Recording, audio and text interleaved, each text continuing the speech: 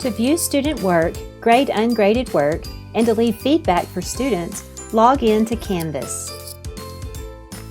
On the left side of your screen towards the bottom, you will find Lone Star Learning Plus results. Select this to access grades and reporting. Select the class. By selecting the assignment under Student Work, you can view how the class has performed overall. Select Lone Star Learning Plus results again. This time, look at the students on the bottom section of your screen. Select the student you want to view.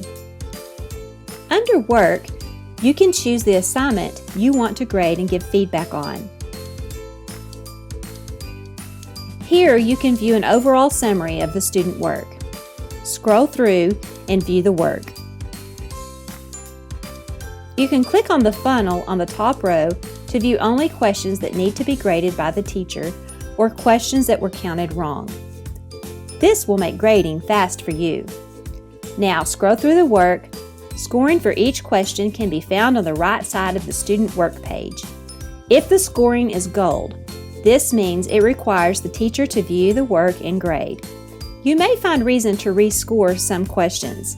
You can do so by clicking the box and typing the new value. Under each question, you will find a speech bubble.